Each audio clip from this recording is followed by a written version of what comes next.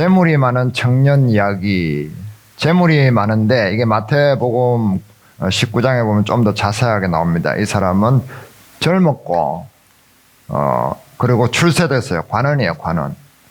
그리고 돈도 많고 젊은 나이에 아주 자수성가를 했는지 모르지만은 인정받고 있는 그런 사람입니다. 돈에 대해서 진심인 거죠. 요즘은 돈에 대해서 사람들이 전부 다 진심이죠, 진심. 그런데 돈을 버는 사람은 많아요, 적어요? 버는 사람은 적단 말이에요. 대부분의 사람은 자기가 원하는 것만큼 절대 벌지를 못합니다. 왜 못 버는 줄 알아요, 돈을? 돈을 왜 못 벌까요? 돈에 대해서 진심인데 왜 돈을 못 벌까?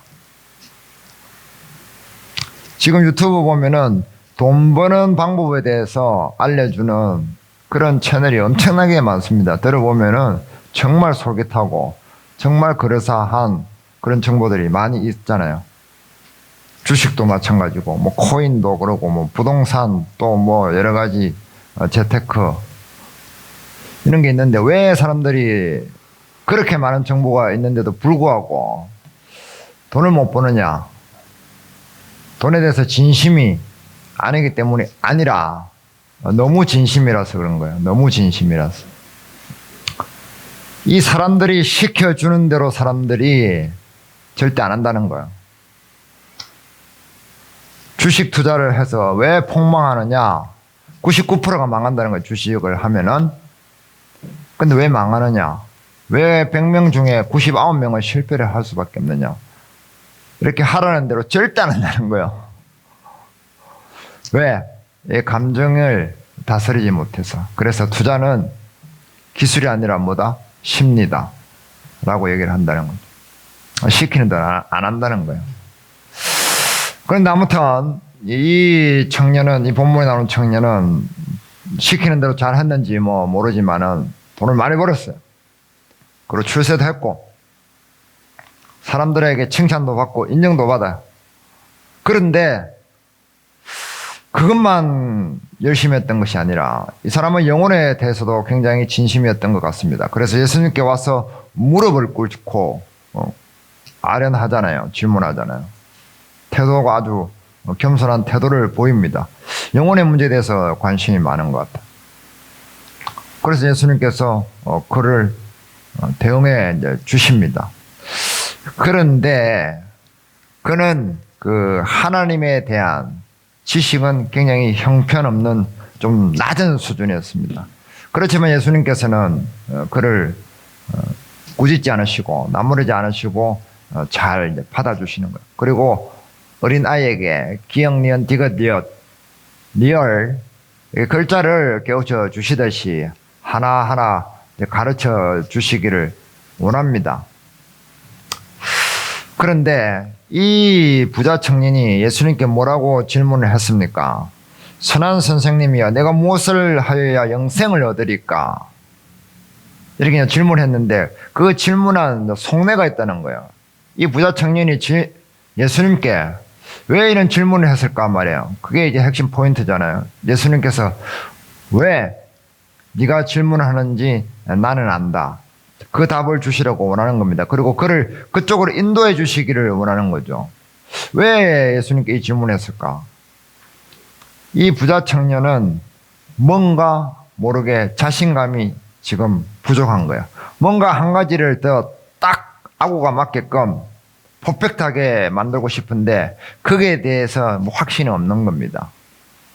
사람들에게는 자기가 여태까지 쌓아온 업적, 성취, 성공 이런 것 때문에 어때요? 칭찬을 들어요, 안 들어요? 칭찬을 듣죠. 그래서 하나님께도 칭찬을 받고 싶어서 어려서부터 뭘 했다고요? 율법을 지켜왔잖아요, 착실하게. 그러니까 예수 선생님 같은 지금 사람들에게 정말 핫한 저런 유명세가 있는 분에게, 그리고 저분이 정말 선지자라면 저런 분에게 나의 믿음을 확정받고 싶고 칭찬을 받아서 확실하게 해두고 싶은 거죠. 그거란 말이에요. 자신감이 아직은 뭔가 깨름직하기 때문에 예수님께 그 공정을 받고 싶은 거예요. 이 수많은 사람들 앞에서 예수님의 칭찬을 통해서 그래 네 지금 잘하고 있어 라고 인정받고 싶은 거죠. 그 공정을 받고 싶은 거예요. 사실은 자신감이 없는 거죠. 돈이 많다고 해서 꼭 사람들이 자신감이 많은 건 아니더라는 겁니다. 사람들은 돈을 벌면은 뭔가 내가 자신감이 넘칠 거라고 하지만은 그것은 뭐다? 어떤 자신감이다? 근자감이다. 근거가 없는 자신감이다. 우리도 그런 사람을 많이 만나보잖아요. 저도 수억을 가지고 있는 사람은 뭐 수도 없이 많이 만나죠. 그리고 수십억을 가지고 있는 사람도 만나봤어요. 그리고 수백억 대의 자산을 가지고 있는 사람도 알고 있습니다. 자, 그러면 돈이 많을수록 자신감이 높아져야 되잖아요. 꼭 그렇지는 않더라는 거예요. 수십억을 가지고 20, 30억을 가지고 주식을 하시는 분도 만나봤는데 그분이 오면 이래 오늘 5천만 원 꼬랐다. 무슨 딱지치기 하듯이 얘기를 한다면 그 어떤 애는 또 오늘 1억 벌었다. 하루에 수천만 원에서 억 단위의 수익이 왔다 갔다 하는 거예요. 그러면서 어깨에 뽕이 들어가가지고 속된 말로 막 힘주고 이제 다닙니다. 그런데 사람들이 그 돈을 끌어 모아가지고 뭔가 불안한 내 미래와 또 죽음의 이후의 세계에 대해서도 뭔가 이렇게 확답을 얻고 싶은데 그게 대해서는 자신이 없는 거죠. 사람들은 나이가 어느 정도 들면은 젊은 사람도 객기로 죽으면 끝이다라고 이제 주장을 하죠. 죽으면 끝이다. 라고 얘기를 합니다. 그런데 미래에 대해서는 조금 뒤에 노후에 대해서는 굉장히 불안해해요, 안 해요? 불안해하잖아요. 이게 모순이잖아요, 모순. 이 부자 청년도 지금 모순된 얘기를 하고 있는 거예요. 선생님이요, 무엇을 하여야 영생을 얻으리까?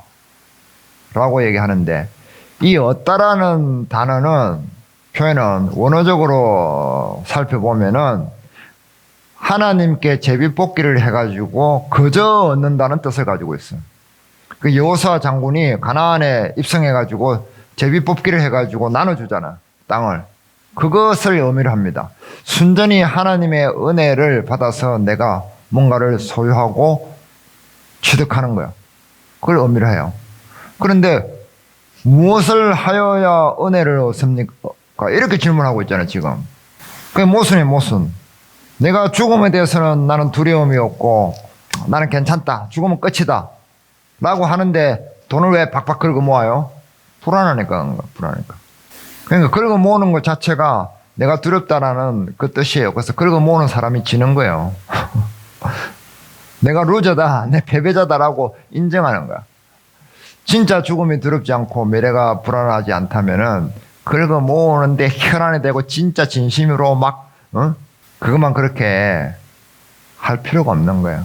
주위의 사람도 돌아볼 수 있게 되고 마음의 여유가 생기게 되는 겁니다. 그러니까 긁어 모으는 사람은 자신감이 없는 거예요. 이미 진 겁니다. 나는 졌다는 것을 표현하고 있다는 거죠.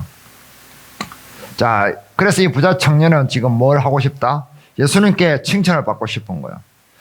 그래서 자기의 믿음을 확실하게 해두고 싶은 겁니다. 영생에 대한 자신감이 없는 거예요, 지금. 율법을 막 열심히 하긴 했는데 뭔가 좀 더 이렇게 확실하게 하고 싶은 그게 있는 거예요. 양심이 그것을 알려주는 거예요. 그래서 예수님은 그의 그 꿍꿍이 속을 뻔히 아셨지만은 그의 대화에 장단을 맞춰주는 거예요. 예수님은 이런 화법을 쓰시는 거예요. 항상 예수님이 아는 정보와 지식의 수준으로 접근하시는 것이 아니라 상대방의 그 사람에게 익숙한 그 환경이라든지 언어로 답변을 하시는 거예요. 이 사람은 율법주의자. 그러니까 그 율법으로 설명을 이제 하시려고 하는 겁니다. 자, 21절 봅니다. 21절. 예수께서 그를 보시고 사랑하사 이르시되 내게 아직도 한 가지 부족한 것이 있으니 그를 보시고 사랑하사. 이 사랑하사라는 말은 칭찬했다 이런 뜻이요. 칭찬해 줬어요, 예수님께서. 장단을 좀 맞춰줬어요. 그리고 한 가지 부족한 것이 있다. 야, 여태까지 너 지금 99점이야. 1점 획득하면 돼. 라는 식으로 이 청년의 마음을 열고 계십니다. 지금. 그 1점이 무엇이냐가 관건이 되겠지만 예수님께서는 그렇게 이 젊은 친구를 사랑하시고 그에게 은혜를 가르치시기를 원하시고 계시는 겁니다. 자, 드디어 예수님의 칭찬이 떨어졌죠. 이제 1점만 획득하면 되는데 그 획득하는 방법을 예수님께서 알려주시려고 하고 있습니다. 그렇지만 그의 의도대로만 흘러가지 않죠. 그리고 예수님께서는 부자가 천국에 들어가는 게 힘들다고 얘기를 하신단 말이에요. 같이 읽습니다. 예수께서 그를 보시고 사랑하사 이르시되 내게 아직도 한 가지 부족한 것이 있으니 가서 내게 있는 것을 다 팔아 가난한 자들에게 주라. 그래야면 하늘에서 보화가 내게 있으리라. 그리고 와서 나를 따르리라. 여기도 모순이죠. 다 주라. 그러면 하늘에서 보화가 내게 있으리리. 주면은 보화가 있는데 이게 이해가 될까요? 이 친구도 이 모순된 예수님의 말씀을 이해를 못하겠죠. 자기도 모순되게 막 떠들어 놓고. 이 표현 때문에 이 부자는 마음이 어떻게 해요? 무너집니다. 하늘이 무너지는 것처럼. 그리고 예수님의 제자들도 이 예수님의 말씀에 놀래버리죠. 봅니다. 23절에서 26절 같이 읽어봅니다. 예수께서 둘러보시고 제자들에게 이르시되 재물이 있는 자는 하느님의 나라에 들어가기가 심히 어렵도다 하시니 제자들이 그 말씀에 놀라는지라. 예수께서 다시 대답하여 이르시되 얘들아, 하나님 나라에 들어가기가 얼마나 어려운지 낙타가 바늘 귀로 나가는 것이 부자가 하나님의 나라에 들어가는 것보다 쉬우니라 하시니 제자들이 매우 놀라 서로 말하되 그런즉 누가 구원을 얻을 수 있는가 하니. 이게 무슨 말이에요? 매우 놀라서 제자들도, 이거는 말문이 진짜 막힐 정도로 기가 막히게 놀랐다는 뜻입니다. 왜 이리 제자들도 놀랐고 그 부자 청년도 놀랐을까요? 그 유대인들의 사상 때문에 그런 거예요. 자, 원래 유대인들이 가나안 땅에 정복할 때 은혜로 땅을 다 분배받았잖아요. 그런데 그것이 나중에 이제 변질이 되죠. 그래서 자기 공로화되는 거예요. 자기 공로. 그래서 부자는 하나님께 축복을 받았고 가난한 사람은 하나님께 저주를 받아서 그렇다라고 이제 믿는 사상으로 변질되는 거예요. 그래서 부자는 어딜 간다? 천국을 당연히 가는 거예요. 가난한 자가 오히려 천국에 못 가는 거야. 왜? 하나님이 저주를 받았기 때문에 갈 수 없는 거야. 그렇게 알고 있단 말이야. 그 예수님의 제자들도 이제 꿍꿍이가, 예수님을 따라다니는 꿍꿍이가 이제 좀 보이는 거예요. 여기서 엿보이는 거야. 우리 예수님 따라다니면 뭔가 끈서 올려가지고 우리도 천국 가려고 했는데 지금 이거 이상하잖아. 우리가 왜 지금 따라다니고 있어? 그래서 너무 충격을 받고 타격을 받는 거야. 지금 내가 그럼 예수님 따라가는 거 맞아? 타격을 받는 거예요. 그래서 이 부자 청년은 심히 이제 근심을 하게 되는 겁니다. 자, 그리고 부자가 되려면 그 당시에 식민지를 받고 있는데 젊은 나이에 부자가 되기 위해서는 어떻게 해야 돼요? 정말 거기에 전력 투구를 해야 되잖아요. 전력 투구를 해가지고 재물을 이제 끌어 모으는데, 자, 관리입니다. 식민지 사회에서 관리고 부자고. 그렇게 되기 위해서는 다른 사람들의 눈치를 봐야 될까요? 안 봐야 될까요? 안 봐야 되잖아요. 다른 사람들의 것을 내가 끌어당겨서 내 힘으로 가져와야 돼요. 그런 일을 당연히 할 수밖에 없습니다.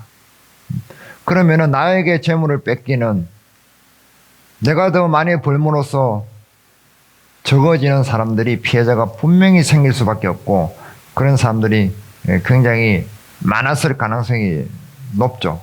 그 당시 시대 상황이 그렇습니다. 지금도 그렇잖아요. 누군가 빅마켓에서 끌어당기면은 스몰마켓은 죽을 수밖에 없는 구조잖아요. 주식이 그래서 돈 못 버는 거예요.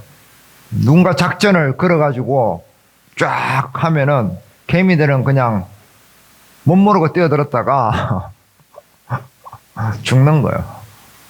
그런 구조잖아요. 실체가 없는 거예요. 그 개미들이 돈을 쫙 빨아가지고 부자가 되는 거예요. 극도의 이기심, 그 이기심이 작동을 하는 거예요. 나만, 그리고 내 가족만을 위해서 다른 사람을 희생을 눈 감아버리는 거죠. 유대인은 하나님께서 철저하게 처음부터 공동체 사회였어요. 공동체 사회. 그래서 이웃을 철저하게 돌봐야만 돼. 근데 그것을 눈 감고 지내고 하나님께만 잘 보이면 된다라는 그런 사상이 들어와서 그것이 자리를 잡고 있는 거예요. 자, 그래서 예수님께서 위에 18절에 보면은 19절에 보면은 같이 읽습니다. 내가 계명을 안 하니 살인하지 말라, 간음하지 말라, 도둑질하지 말라, 거짓 증언하지 말라, 속여 빼앗지 말라, 내 부모를 공경하라 하였느니라. 자, 이 계명들을 지켜라. 그러니까 이 계명들은 뭐예요? 6가지인데 하나님에 대한 계명은 빠져 있죠. 10계명 중에. 이건 이 사람들 철저하게 지켜요. 그런데 사람에 대한 계명은 대충 한단 말이에요. 자기 기준에서. 그래서 예수님께서 먼저 고백할 힌트를 주신 거예요. 그런데 이 친구는 내가 이거 다 지켰습니다. 그러는 거예요. 자기 기준에서 그렇게 했겠죠. 이걸 다 지키면서 어떻게 그런 재물을 끌어 모을 수 있었겠어요? 그것 또한 모순이 되는 거예요. 재물을 그렇게 많이 끌어 모으기 위해서는 극도의 이기심이 발동될 수밖에 없어요. 이웃을 보살피고, 어려운 자를 도와주고, 과부를 보살피고, 과를 먹여주고, 나그네를 대접하고, 이렇게 하기가 쉽지 않다는 거예요. 부자는 그에 대한 책임이 더 큽니다. 돈을 많이 하나님께서 주신 이유는 더 많은 책임을 주고 더 많이 사회에 대해서 그 공동체에 대해서 역할을 하라고 그렇게 해서 하나님께서 재물을 주시는 거예요. 쌓아놓으라고 하는 것이 아니라. 그래서 꼭 돈이 많은 것이 죄가 되지는 않습니다. 정당하게 하나님은 부자가 되기를 원하십니다. 그러나 그렇게 하나님께서 재물을 주시는 이유는 그런 역할도 하라고 주시는 거죠. 하나님께서 주신 그 역할은 내팽개쳐버리고 내가 돈을 모아서 나만 호의호식하고 우리 가족만 호의호식하겠다 라는 그 사상이 굉장히 꼬롬하다 이 말이에요. 약홈하단 말이에요. 약홈하다. 그 얘기를 예수님께서 일깨우고 지금 계시는 겁니다. 그래서 천국에는 뭘 가지고 가면 안 돼요? 뭘 가지고 들어갈 수 없어요? 죄 중에서 지금 한 가지를 꼬집고 있는 거예요. 이기심이에요. 이기심. 이기심을 가지고 들어갈 수 없어요. 아이들 노는 놀이방에 들어갈 때 아이에게 날카로운 칼을 주고 들어가라고 해요, 안 해요? 칼이 들어갈 수 있어요, 없어요? 아이들 틈에 들어갈 수 없어요. 비행기를 탈 때 비행기 안에 무기류나 폭탄을 가지고 들어갈 수 있어요, 없어요? 없잖아요. 그런 거하고 똑같은 겁니다. 천국은 이기심이라는 그 무기를 가지고 들어갈 수가 없어요. 우리는 남에게 해코지를 안 하면은 괜찮다라고 생각하지만은 적극적인 차원에서 그것도 이기심이에요. 하나님 볼 때는. 그래서 그 이기심은 천국은 다른 사람을 섬기는 이타적인 사람이 들어가는 거예요. 이타심을 가지고 들어가는데 그런데 이기심을 가지고 있으면 극도의 이기심을 가지고 있는 사람이 들어가기가 얼마나 어렵겠느냐 말이에요. 그래서 부자가 천국에 들어가기가 어렵다고 하는 거예요. 이기심을 가지고 들어가려고. 율법을 지킨 것도 왜 지킨 거예요? 자기 이기심을 하나님께 잘 보이려는 그 욕심으로 지킨 거예요. 그 욕심이 없었다면 우리 같이 하나님을 섬깁시다. 우리 같이 하나님에게 잘 보입시다. 우리 같이 하나님의 은혜를 받아들입시다. 라고 얘기를 했겠죠. 그러지 않았다는 거예요. 자기 공로로 천국에 가려고 하는 사람들이 부자이기 때문에 그렇습니다. 자, 뭐라고요? 이기심이 강해서 자기를 위해 열심을 내지만은 공동체는 외면해버린 거예요. 하나님의 사랑과 은혜가 뭔지를 모르고 관심이 없는 거예요. 그래서 부자가 천국에 들어갔다고 들어가기가 어렵다고 하는 거지 돈이 꼭 많아서 천국에 못 간다. 부자들은 못 됐다. 이런 차원이 아니라는 거예요. 자, 그러면은 예수님께서는 이 부자 청년의 에피소드를 통해서 우리에게 무엇을 말씀하시느냐 그걸 알아봐야 되겠죠. 이 청년의 질문에 아까 답이 있는 거예요. 다시 돌아갑니다. 17절 같이 읽습니다. 예수께서 길에 나가실새 한 사람이 달려와서 꿇어앉아 묻자오되 선한 선생님이여 내가 무엇을 하여야 영생을 얻으리까? 은혜를 회복하는 거죠. 은혜는 천국은 100% 은혜로 가는 거잖아요. 100%. 하나님께서 하시는 것이지 사람이 뭔가 하는 게 아니에요. 자, 여기는 부자 얘기가 나오지만은 예수님께 주로 대적을 하고 예수님께 대들었던 부류의 사람들이 어떤 사람이었어요? 바리새인들, 서기관, 이런 율법주의자들이었잖아요. 자기 공로에 심취한 사람들, 자기들 스스로 하나님 나라로 올라갈 수 있는 사다리를 만들 수 있다고 생각하는 그런 사람들이었잖아요. 그거예요. 그 부류 속에 이 부자 청년도 있는 거지 어떤 부자만 따로 떼내가지고 얘기를 하시려는 것은 아니라는 거예요. 천국은 100% 은혜로 간다. 그것을 말씀하시려고 하는 거예요. 이것은 마치 뭐와 같아요? 하늘에서 비가 하늘에서 땅으로 내려와요. 땅에서 하늘로 솟아 올라가요. 땅에서 하늘로 비가 거꾸로 올라가는 것은 불가능한 이치랍니다. 그런 것처럼 은혜는 하늘에서 하나님께로부터 땅에게 사람에게 내려온다고 말씀을 하시는 거예요.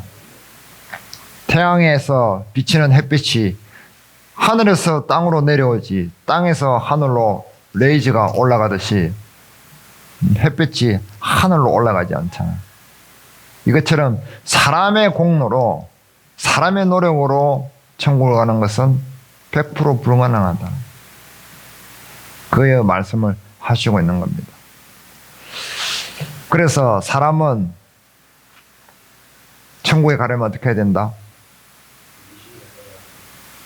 이기심을 버려야 되는데 그 이기심을 버리는 방법이 뭐냐면 아까 주식 얘기했지만은 시키는 대로예요. 시키는 대로. 그 시키는 게 뭐냐면 은혜에 감동이 돼야 돼요. 사람. 은혜가 무엇인지 체험하고 감동이 돼야 사람 마음에 균열이 생겨요. 딱딱한 마음에. 사랑의 감동. 은혜와 사랑에 감동돼야만.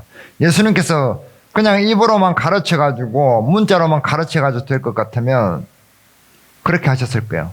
왜 3년 반 동안 이 말썽꾸러기 나이는 어른이지만 꼬맹이 짓하는 이 사람들을 데리고 12사람이나 되는 사람을 데리고 왜 그렇게 골목대장처럼 그렇게 일일이 가르치면서 데리고 다녔을까 말이에요. 같이 먹고 자고 하면서. 예수님께서 몸소 은혜가 무엇인지 자비가 무엇인지 사랑이 무엇인지를 몸소 보여주시는 거예요. 감동을 받게 하시기 위해서 그렇습니다. 어떻게 내가 병든 자를 사랑하는지 어떻게 내가 가난한 자를 사랑해내고 마는지 왜 그들에게 가까이 가는지 왜 내가 죄인들과 먹고 마시는지 그 사람들을 내가 어떻게 대우하는지 내가 왜 너희들의 손과 발을 씻기시는지 왜 내가 십자가에서 달려서 죽는지 그 이유를 보여주시는 거예요. 그리고 마지막으로 그 무덤에서 죽으시고 부활하심으로 이 모든 증거를 확정하시는 그것까지 보여주시기를 원하신 거예요. 그래서 그것을 본 뒤에 예수님의 제자들은 완전히 뒤집어지잖아요. 감동이 돼서 그런 거예요. 사람은 사랑에 충분히 젖어 있을 때 감동되었을 때 무서움과 두려움을 잊어버릴 수 있게 됩니다. 그 두려움에서 벗어날 수 있게 되는 거예요. 어린아이가 우는 것은 두렵기 때문입니다. 엄마가 내게서 떠나갈까 봐. 젊은 사람들이 술을 마시고 친구들을 막 만나러 돌아다니는 이유는 내가 아웃사이더가 될까봐 그렇습니다. 내가 아버지 노릇 제대로 못하고 어머니 노릇 제대로 못하고 내가 아들 노릇 제대로 못하고 내가 딸 노릇 제대로 못할까봐, 그리고 내가 다른 사람들보다 못난 사람이 될까봐, 대우받지 못할까봐 그것이 두려운 거잖아요. 그 이유는 사람이 은혜와 사랑에 감동에 밖에 있기 때문에 그렇습니다. 사람은 그것을 채워줄 수가 없는 거죠. 하나님께서는 그것을 하실 수가 있는 겁니다. 사람은 할 수 없습니다. 그러나 하나님께서 그것을 하시고, 그 하나님의 형상이 인간의 모습으로 오신 예수 그리스도께서 우리에게 직관적으로 시각적으로 그것을 보여주시는 거죠. 그것을 우리에게 말씀하시고 싶으신 겁니다. 그래서 우리의 마음의 이기심이 조금씩 어떻게 되기를 원하신다? 다이어트가 되기를 원하시는 거예요. 그 예수님의 사랑과 자비를 우리가 계속해서 체험해 나가는 거죠. 지금 예수님은 가셔서 안 보이십니다. 대신에 보혜사 성령께서 오셔서 우리 마음을 주장하십니다. 우리를 통해서 그것을 드러내시죠. 우리 마음 가운데 성령이 계신다는 그것을 우리가 감동받아서 또 그러한 행동을 나타낼 때 사람들은 우리에게 감동될 것이고, 그 감동됨으로 말미암아 예수님을 또 알게 될 것이라는 거예요.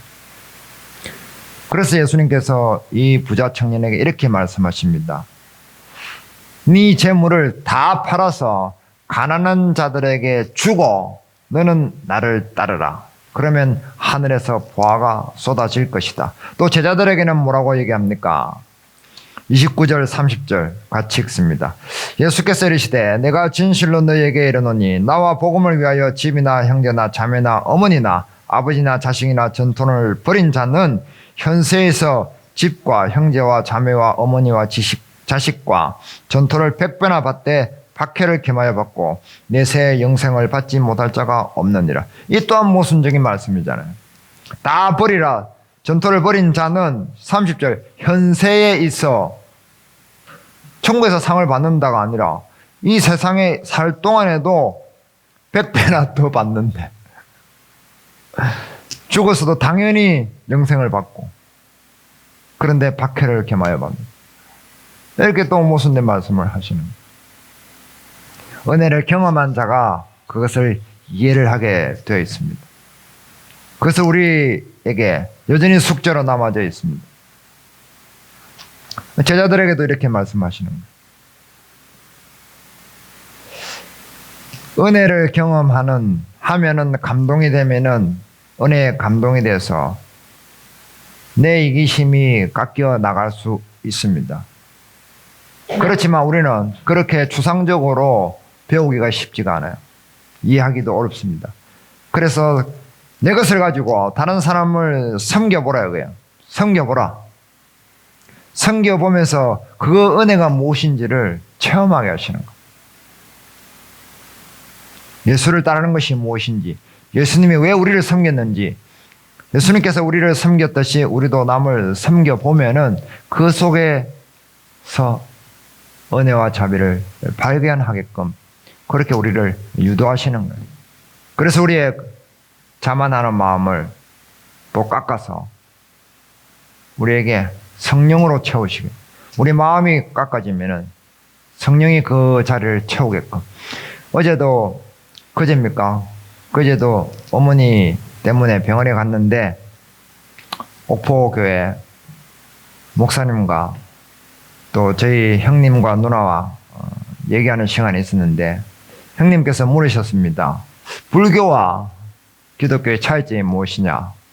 그래서 목사님께서 여러 가지를 설명하셨지만은 그 중에 한 가지가 뭐냐면, 불교에서는 버리라고 한다. 자꾸 버리라고 하는데, 기독교에서는 버린 뒤에 채워야 된다. 버리는 것으로 끝나는 것이 아니라 버리고 난 뒤에 하나님 것으로 채우는 것이다. 그게 다르다라고 말씀하신 것이 기억에 남습니다.